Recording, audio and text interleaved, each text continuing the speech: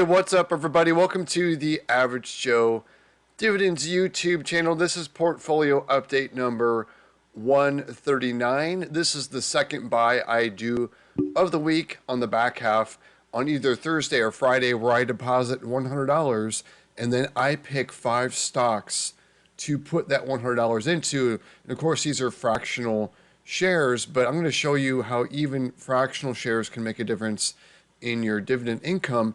And then I'll show you the history of this portfolio, how it's just grown and grown, as well as the dividend income. I'm not just concentrating on dividend income. I want to grow the portfolio value as well. But if I can help it, I only want to just use the dividends in retirement. So what we're looking at right now, this is my Average Joe dividends portfolio over at M1 Finance. And they're great for dividend investors and just having multiple companies and keeping track of them and allocating a percentage to them. M1 makes it easy.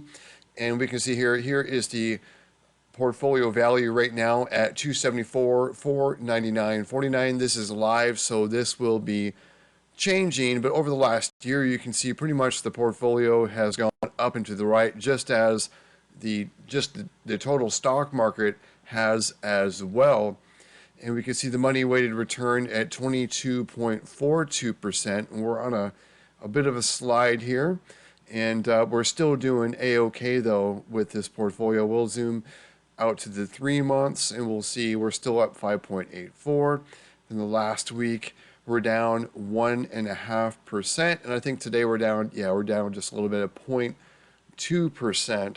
So let's go ahead and jump into it. We're going to go and look at the activity log. But if you're curious to see what's in this portfolio, I have it in 3 slices with ETFs, dividend portfolio, and 12 more dividends. I'll leave a link below so you can see what is all in the slices.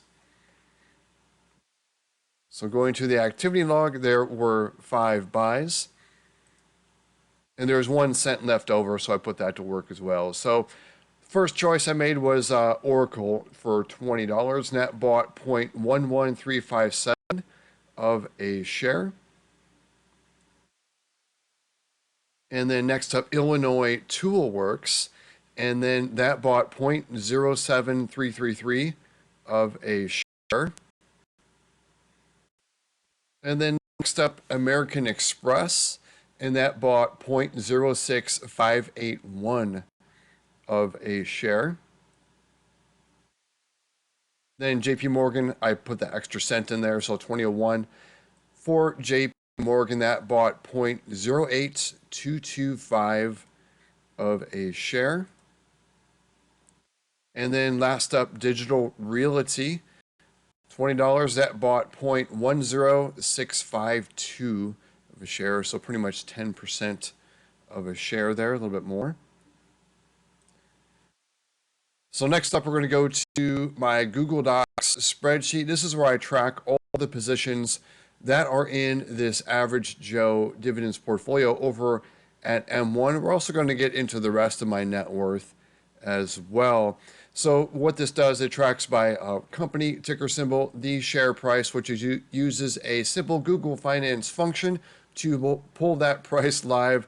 And here's the average that I paid for each share of each company. Is using a VLOOKUP on the M1 data tab. We'll get into that in just a moment because we have to grab some data from M1 and paste it into this spreadsheet, and it's going to automatically update those 5 companies with the new average share price, the new number of shares, and new cost basis for those 5 positions. I don't have to type those in. I'm just going to simply copy it from the holdings tab. We're not going to do that right now. We're going to do it a little bit. We're going to grab it from here and then paste it onto the M1 data tab, which is below here. So you can see there's the average. There's the total number of shares I own for each position. And then here's the value if I were to sell. Here's my cost basis. Here's my gain or loss in dollars, including the dividends. And here it is expressed in a percentage. Anything above 25% will be in green. Anything below will be in white. Here's the dividend per share. These are all quarterly, except for my 2 monthly pairs, which are Realty Income and BST. You can see here's the current yield if I were to buy new shares today. And here's the yield on my cost. Of course, the yield on my cost for positions where I have a gain are going to be higher. And then here's the pay date. Everything on this sheet is arranged by pay date. We are in December, so we'll concentrate over here. And here are the pairs I've had so far in December. And we have a lot more to go. And I've received so far $83.45. And here were the dividends paid out. Like for Kroger, I've received a total of $36.75 from dividends for Kroger. Then I also tracked the last increase, and the last increase we had was with SCHD. You probably saw my video or saw the news with SCHD with their last dividend announcement for Q4. Well, it wasn't their record high. It put 2024 12% higher as a total compared to 2023. So I put that 12% in there. And then we can see the increased month. You can see for SCHD, that is December. And I'll show you what else this sheet does as well. Let me scroll over here. You can see everything is color coded, and we're in December. So we're in the last month of the quarter. The light colors, that's the first, that's going to be in January. And then February is going to be the medium greens. And I'll show you here's the color key. You can see what months correspond to each of those. There's my monthly pairs and the variable dividends. That's assigned to SCHD because every quarter they have a different dividend. It can go up and down. Something like a Coca-Cola has the same dividend except when they announce their dividend increase, which is every February, and it's been that way for several decades for Coca-Cola. And then anything I've sold and it hasn't paid its dividend, let's say I sold Lowe's and the ex-dividend date has passed, then I would put that in yellow. I don't see that happening with Lowe's. I'm pretty long on Lowe's. So, and also everything else I don't really want to sell anything. I'm long on everything in this portfolio as well. But if they do cut their dividend, that's going to be an automatic disqualifier for me. If they cut it or suspend it, they're out of the portfolio. That's one of the rules. And I suggest you have some kind of exit strategy for that as well for your investments. So we can see here's the total value of the portfolio. Here's my cost basis. And here's my gain or loss with the dividends factored in. And then you can see here I have to account for BST and O. On this sheet, they only pay once per quarter. This pretty much shows a 1 quarter snapshot. So I have to add them in 2 more times.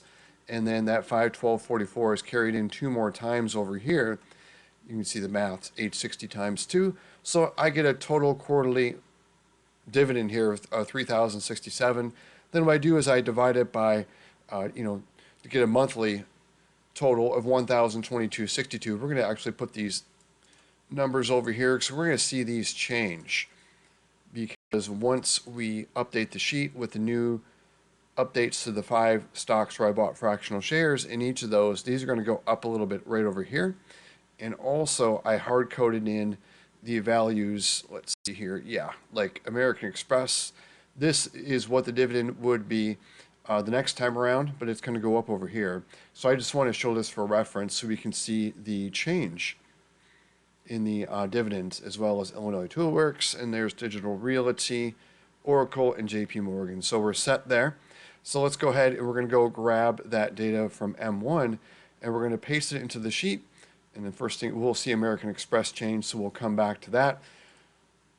So back to M1, and again, I'll leave a link below so you can see everything that's in this portfolio. Of course, what I'm invested in is not investing advice. I'm just trying to show you just kind of a chronicling a journey with this portfolio, because I started doing these videos it was almost 4 years ago to this day, how I've grown this. So you can go back and look at the old videos and see what I've been doing. And some things have changed. Some companies have come, some have gone. So what I've done is I grabbed everything from the name column, and has shares, average share price, cost basis. That's really the data I'm pulling is right here in these columns. I'm going to show you how this works out, how it's going to update my sheet. So back to the Google Docs spreadsheet, we're going to go to the M1 data tab, and then I'm going to paste everything just into the A column. It's just going to put everything in there.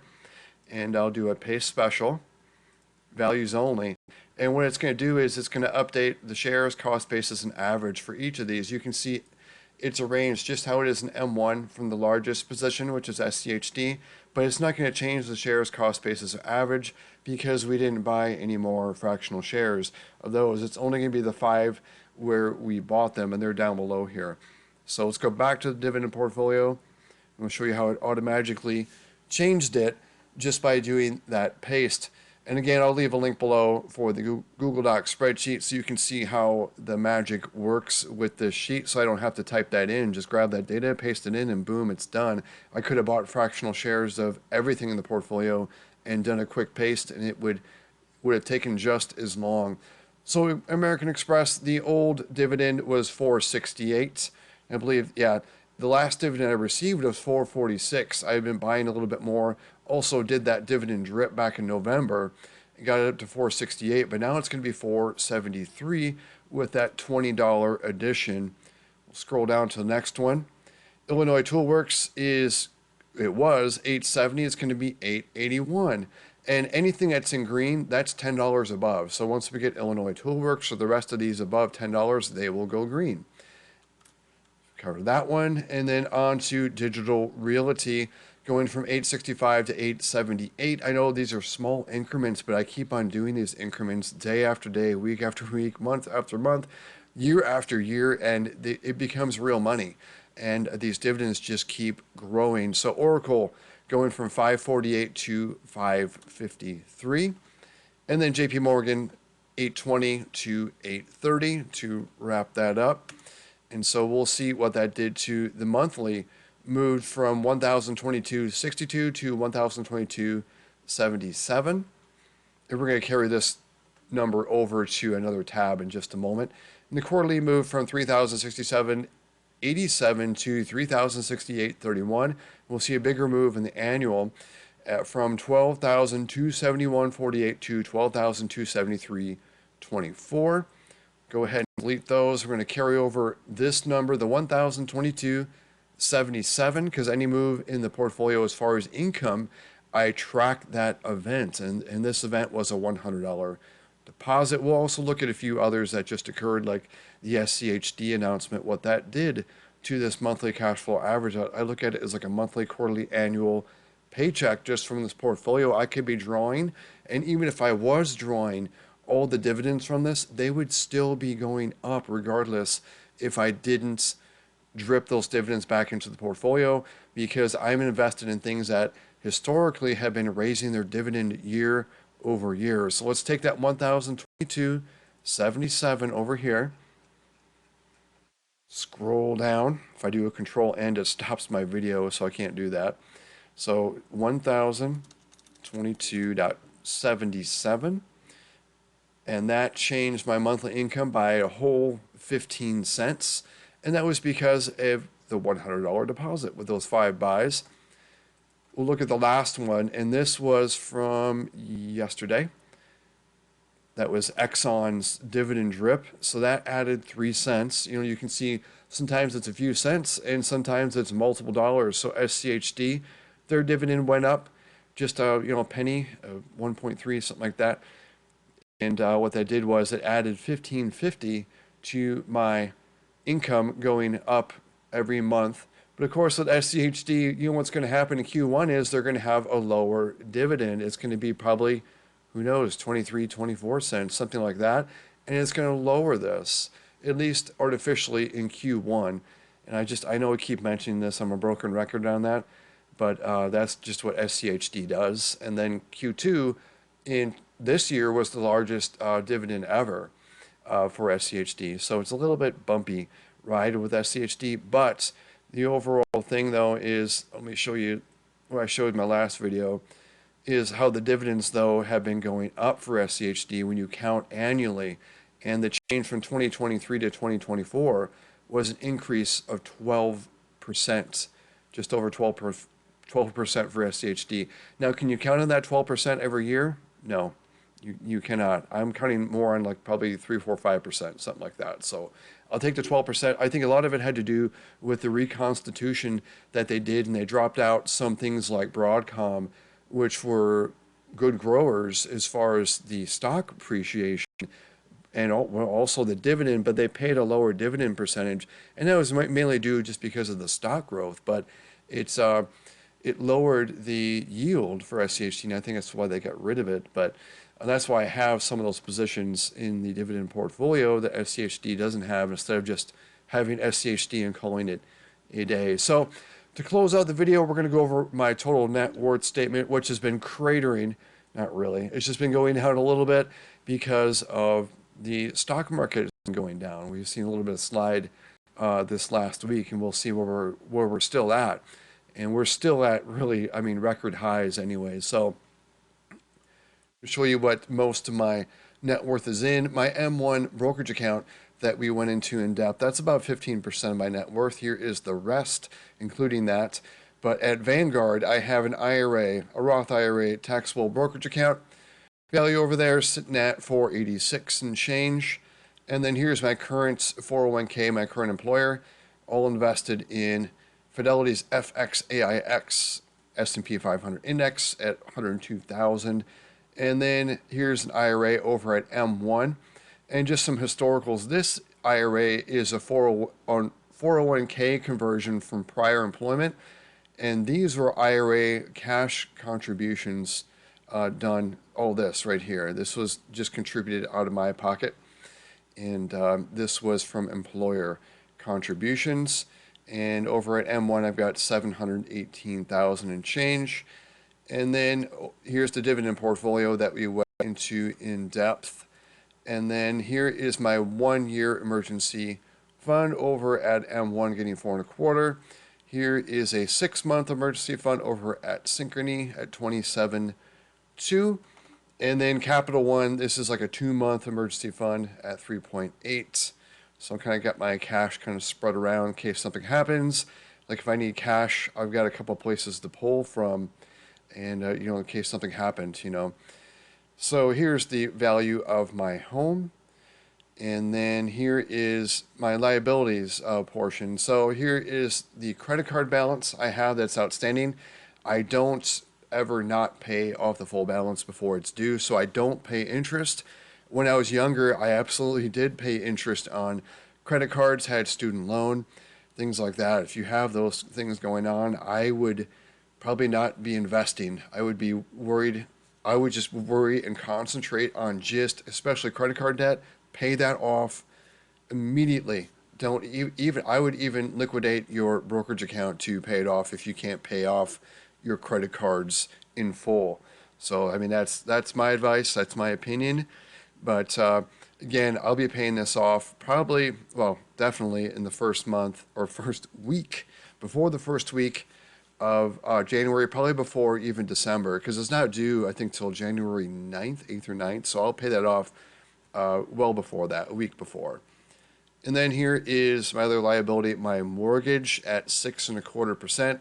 I just recently built this home in February, so it'll be almost a year that I've been in it. I built an average Joe kind of house, a split entry, 3-bedroom, 2-bath that I want to get paid off. And I keep saying this, where I'm really seriously thinking of liquidating this.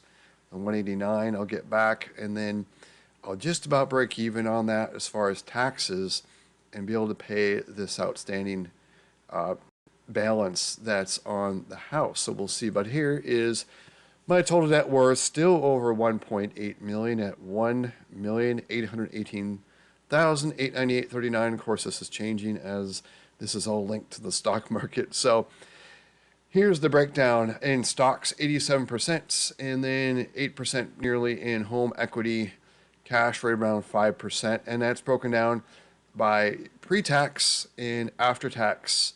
And a lot of people usually have something like this. They're like 90-10, something like this in their pre-tax. Everything's in their pre-tax account, their 401k, IRA, or it's locked in their house. And you really can't, if you lose your job or something like that, you're in trouble. You're in big trouble. You of course you can liquidate your 401k or take a loan against it or something like that, but you're going to face 10% penalty on that. Then your money stops compounding. It really kills your wealth.